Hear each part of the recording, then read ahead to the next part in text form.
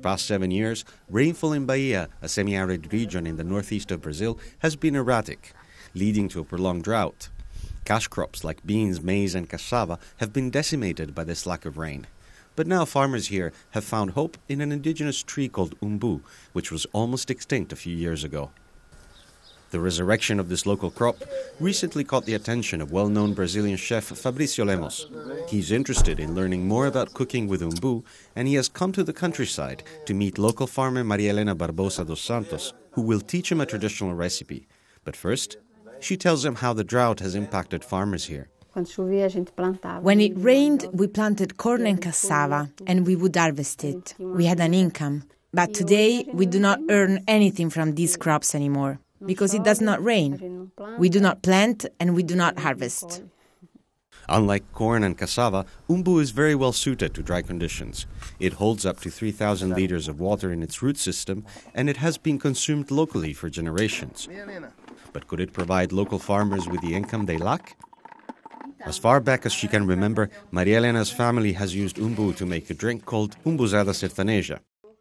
She decides to teach Fabrício this old traditional recipe.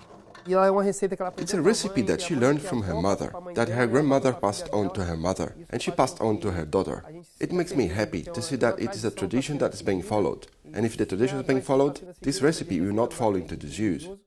It's a simple recipe to make. After washing and removing the stems, the umbu fruit is boiled and the pulp is passed through a sieve to remove the seeds. Shall we taste it? Do you want to taste it? Is it sour? It's sour. The chefs add sugar and milk and put the umbuzada in the fridge to cool down. We let it cool down and then it will be ready to serve. In this heat, it's better cool. While umbu has always been part of the local diet here, farmers did not see its commercial value, so they cleared the land to plant cash crops. And in 2003, umbu was almost extinct.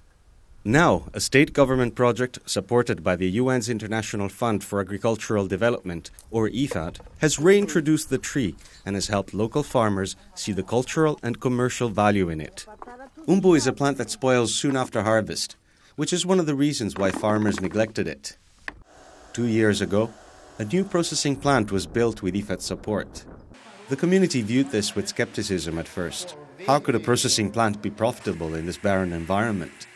But the plant now processes up to 500 kilograms of fruit every day, producing organic juice, jams and candies. The products are sold throughout Brazil and are also exported to France and Austria. Maria Helena is part of the local cooperative that runs the plant. Comprised mostly of women and young people, the cooperative has nearly 300 members from 18 communities. Through the project, called Pro Semiárido, the cooperative has received fair trade certifications and runs a nursery which grows various native plants for reintroduction in the area. The goal of Pro Semiárido is to improve people's living conditions without changing the characteristics of the environment they live in. So preserving water, planting drought-resistant crops, these are the things Pro Semiárido is bringing to strengthen the communities here. And part of strengthening the communities is the increase in their incomes.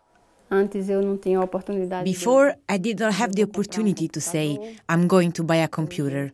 Today I have. I did not have the opportunity to renovate my house. Today I have. I can give clothes or shoes to my son and daughter, which I couldn't before. In the shade of her veranda, also built thanks to the earnings from the Umbu, Maria Helena and her family are ready to share a refreshing Umbuzada Sertaneja with Chef Fabrício. There are people who are concerned about climate change. Coming here, in this semi-arid region, we see the happiness in Maria Helena, knowing that, although she will not be able to change the weather, she will be able to find alternatives to live in this climate here. And it is not just Maria Helena who is finding a way to adapt to the changing climate.